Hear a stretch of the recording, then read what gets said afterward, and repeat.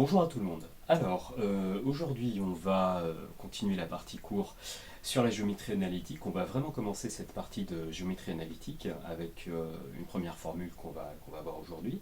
Avant ça, on va voir très rapidement à l'oral le principe général de ce que c'est que la géométrie analytique. Imaginons que moi j'ai une feuille A4 avec les grands carreaux et que sur cette feuille A4, je dessine un carré, voilà, de côté 4 carreaux. Bon. Euh, si je veux que vous ayez exactement le même carré sur votre feuille, il faut déjà que je vous donne la dimension du carré. Donc je vais vous dire, faites un carré de côté 4 grands carreaux. Mais si je veux que vous ayez exactement le même schéma que moi, il va aussi falloir que je vous dise, ce carré ABCD par exemple, il faut que vous placiez A en haut à gauche, B en haut à droite, et puis vous continuez à le nommer comme ça. Là on aura le même carré. Reste un problème, c'est qu'est-ce qui se passe, qu'est-ce que je dois donner comme information si je veux que votre carré soit positionné exactement au même endroit que le mien sur ma feuille. Et là, on voit que ça commence à être un petit peu plus compliqué. Bon, on peut donner quelques petites indications, quelques petits repères, mais ça va être compliqué pour que tout le monde se retrouve avec le même carré au même endroit de la feuille que l'endroit que moi j'ai choisi.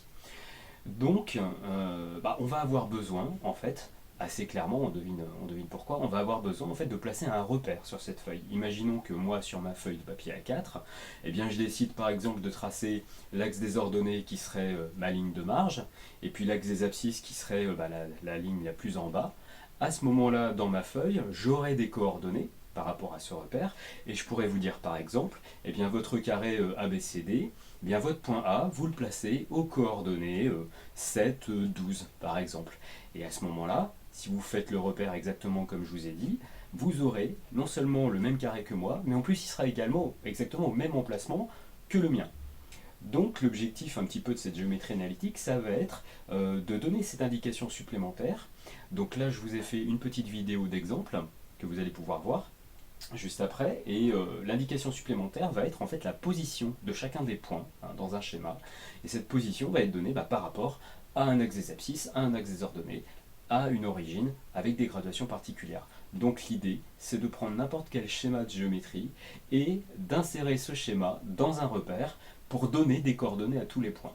Donc quelque part, techniquement, on va remplacer nos points par des nombres qui vont être les coordonnées.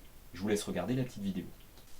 Donc voilà un carré de centre O, un carré ABCD de centre O, et pour l'instant je ne sais pas exactement comment positionner mes points. Alors avec une grille, c'est-à-dire un quadrillage, on pourrait compter les carreaux. Là en l'occurrence j'ai un carré de côté 4 carreaux.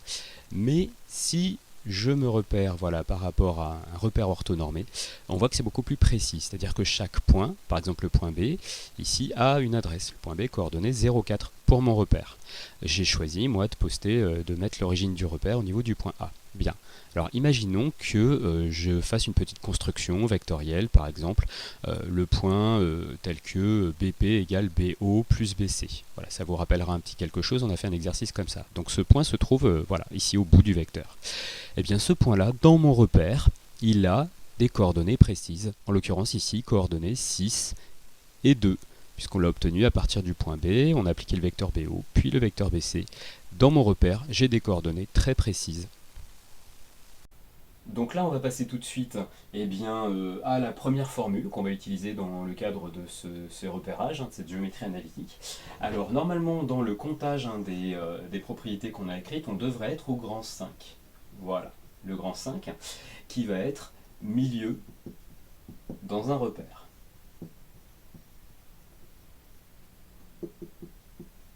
Si vous n'êtes pas au grand 5, c'est pas grave, vous regardez le dernier numéro que vous avez écrit, et puis vous faites un de plus. Voilà. Donc grand 5, milieu dans un repère. Alors le principe, tout est dans le titre, on va avoir une formule qui va nous donner en fait le milieu de deux points lorsqu'on connaît les coordonnées de ces deux points.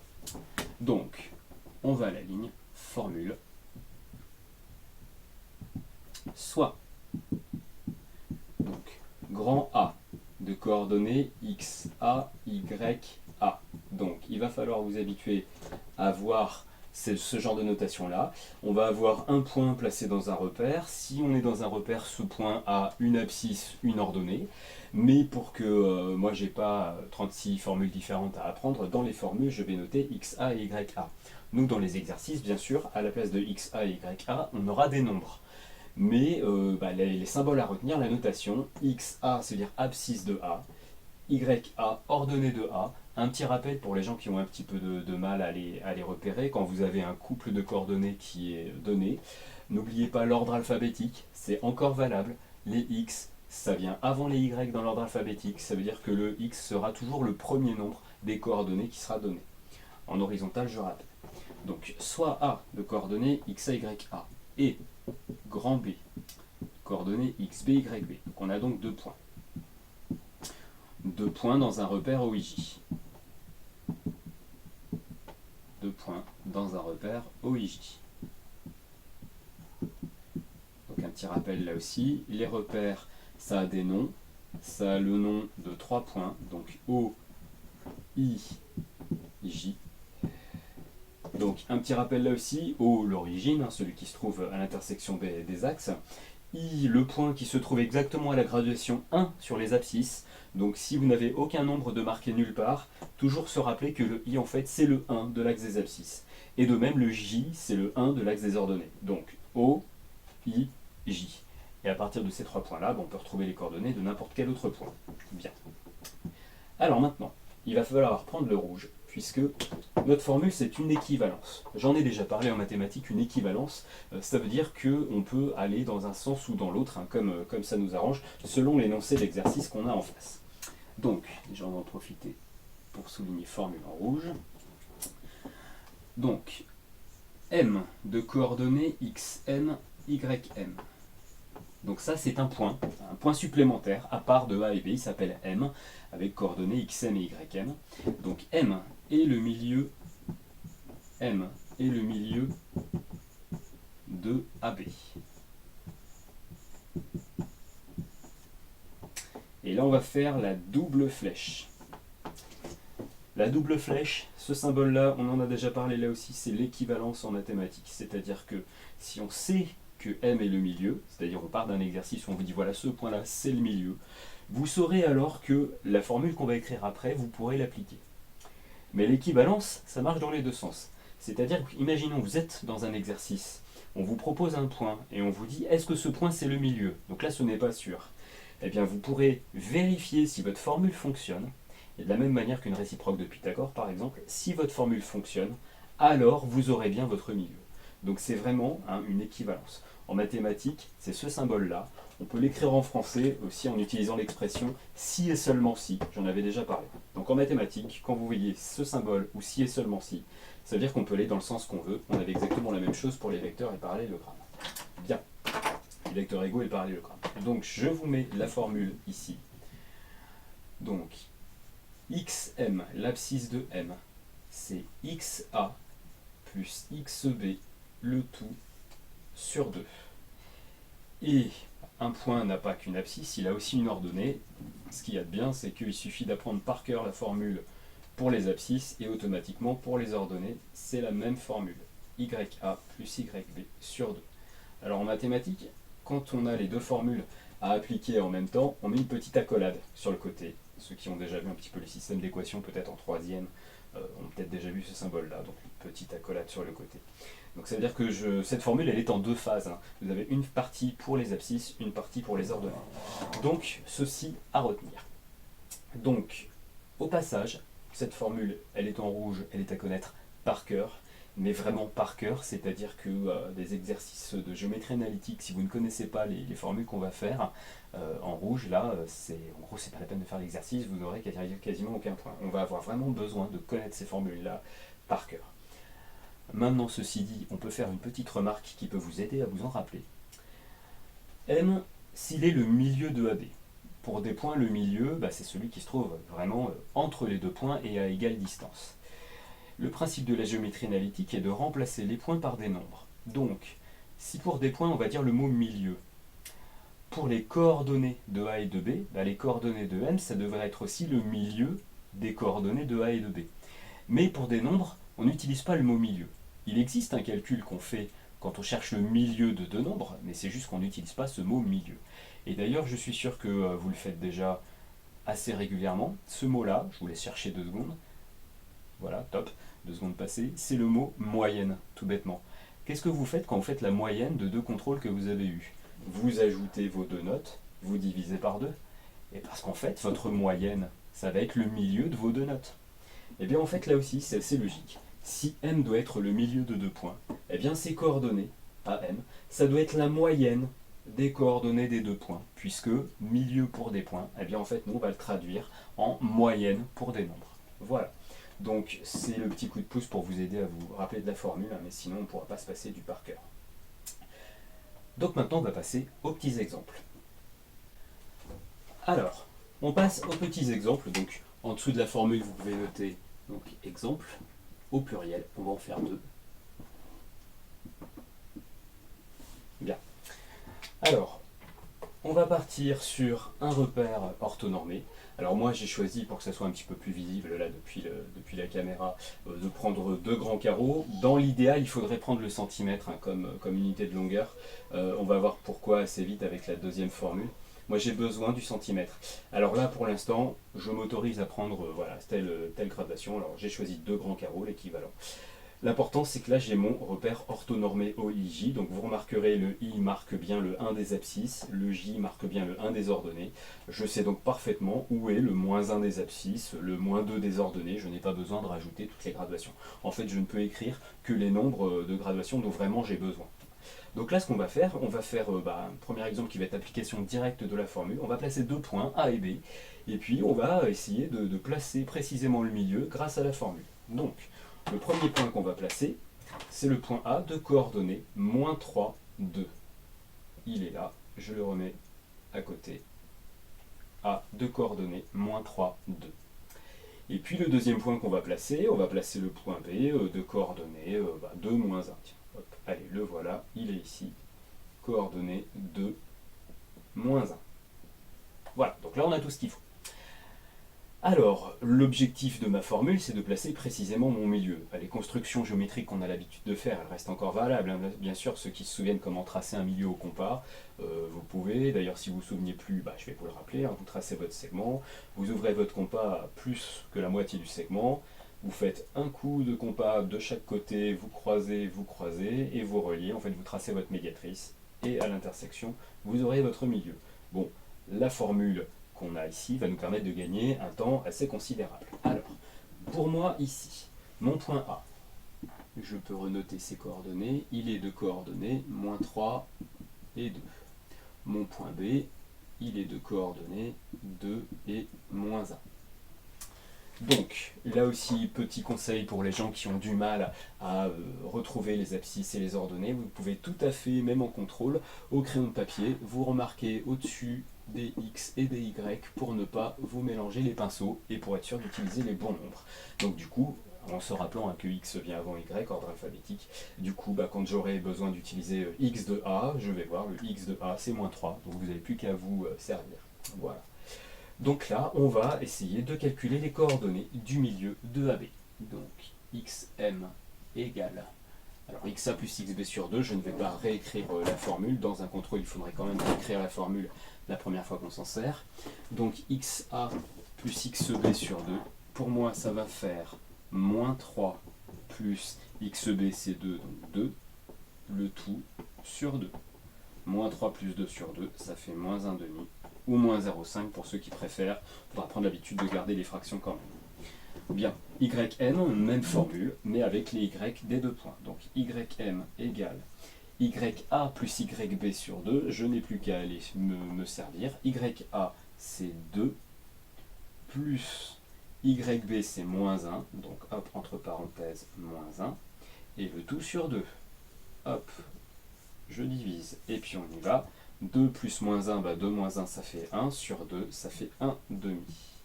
Voilà, et donc, a priori, le milieu de mes 2 points, M, il a comme coordonnée moins 1 demi, 1 demi.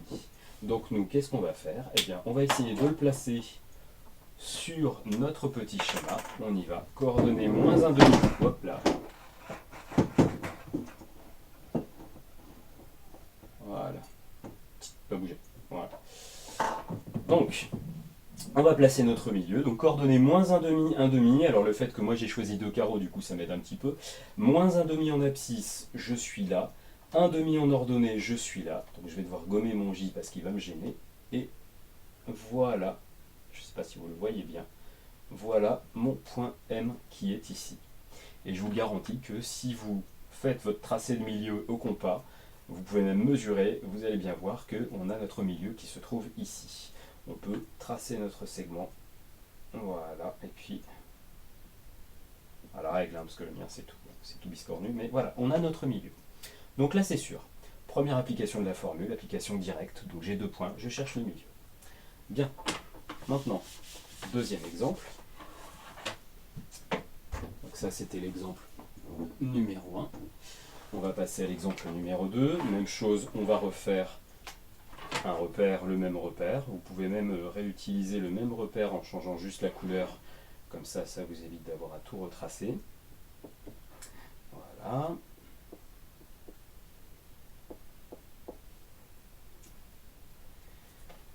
Alors, j'ai un point A. Cette fois-ci, je vais le placer en coordonnées -2, 0. Je vais les remarquer en dessous. A de coordonnées -2, 0. Voilà. Et puis, j'ai le point M qui va être de coordonnées 0, 3 demi.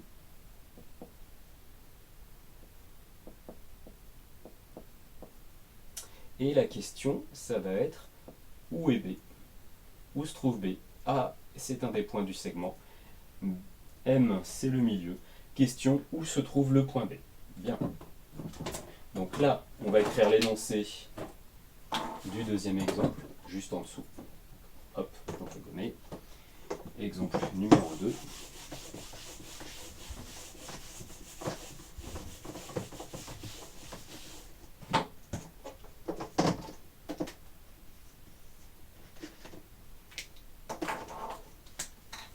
Donc, A de coordonnées -2, 0.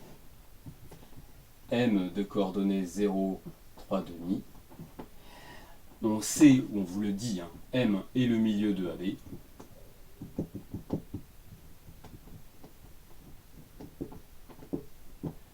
Quelles sont les coordonnées de B? Donc, mes coordonnées de B, point d'interrogation. Bien.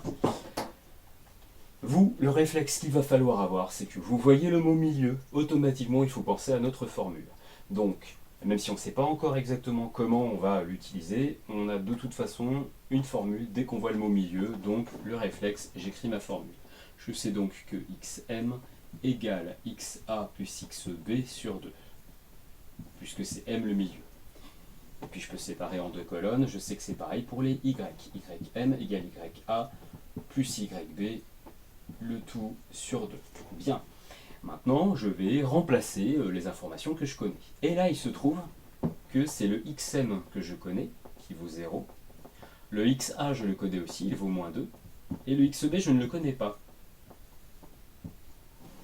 Même chose ici, le ym, je le connais, c'est 3 demi. Le yk, je le connais, c'est 0. Et le yb, je ne le connais pas. Donc je le laisse. Bien. On voit automatiquement ce qui se passe. En fait, on a une ligne avec tout un tas de nombres qui sont connus, un seul nombre qu'on ne connaît pas et qu'on veut retrouver, on tombe sur une équation. Donc en fait, la résolution de ce genre d'exercice-là ou de ce genre d'exemple-là, c'est une petite équation qui part de la formule du milieu. Là, on voit assez bien ce qu'il faut faire, hein. On a cette grande fraction sur 2 en plus de chaque côté, donc on va commencer par supprimer cette fraction sur 2 en multipliant par 2 de l'autre côté. Donc hop, là je fais 0 égale -2 plus xb. Et ici j'ai 3 égale 0 plus yb. Et je vais remarquer donc ce qu'on a fait de chaque côté. On a fait x2. x2. Même chose ici, x2. x2. Et ce qu'il y a de bien, c'est que votre formule du milieu, elle est toujours en fraction sur 2. C'est-à-dire que dans ces étapes-là d'équation, votre première étape sera toujours ce x2. C'est-à-dire que ce x2 que j'ai mis en rouge, vous êtes certain, garanti, à chaque fois que vous aurez une équation avec la formule du milieu, votre première étape, c'est un x2. C'est obligé. Et puis après, on voit ce qu'il nous reste à faire. On cherche le xb, et bien vous aurez un nombre là qui sera devant le xb, et bien vous aurez qu'à supprimer ce nombre en fait, hein. Donc là, le -2, et bien Là, comme c'est un moins 2, je vais faire plus 2 de chaque côté. On peut dire aussi que je prends le moins 2, je le passe de l'autre côté, ça fait plus 2, c'est la même chose. Et du coup, je me retrouve avec 2 égale xd. Et puis même chose ici, alors là ça va être un peu plus sympa puisque c'est 0. Donc à la rigueur, bon 0 j'aurais pu l'effacer tout de suite. J'insiste quand même pour rappeler que ce sera toujours les mêmes étapes. Allez, on a plus 0, donc du coup je vais faire moins 0 pour l'enlever, même si ça sert à rien. Et 3 moins 0, ça fait 3 égale yb. On aurait aussi pu dire le 0 plus, hein, j'en ai pas besoin. Hop, 3 égale yb de toute façon. Je les ai, ça y est, j'ai les coordonnées de b. B, les coordonnées, c'est 2 en abscisse, 3 en ordonnée. Je vais le placer sur mon petit dessin. Et on va voir que ça fonctionne. Coordonnées de B. Donc, 1, 2 en abscisse, 1, 2, 3, voilà, en ordonnée. Mon point B, il est ici. Et observez bien, on a bien M qui est le milieu de AB. Donc là, deuxième exemple d'utilisation. Et en fait, il n'y a que ces deux exemples-là. Un cas particulier pourrait être, on connaît les coordonnées des 3 points et on vous dit, est-ce que M est bien le milieu? Bah, à ce moment-là, vous faites comme dans l'exemple numéro 1, vous calculez les coordonnées du milieu et puis vous vérifiez que ça donne bien les coordonnées du point M. Mais là, en gros, j'ai envie de dire, on a fait toutes les utilisations possibles. Il n'y en a que deux en fait. Hein. Donc je le redis, c'est soit on connaît les deux extrémités du segment, on applique notre formule et on a les coordonnées du milieu, soit on a une seule extrémité et le milieu qui sont connus, et à ce moment-là, on peut quand même retrouver l'autre extrémité du segment. Voilà. Donc après, ça veut dire que tous les exercices qui vont vous demander d'utiliser un milieu à un moment ou à un autre, et bien dès qu'il sera question de milieu, on repassera par notre formule du milieu.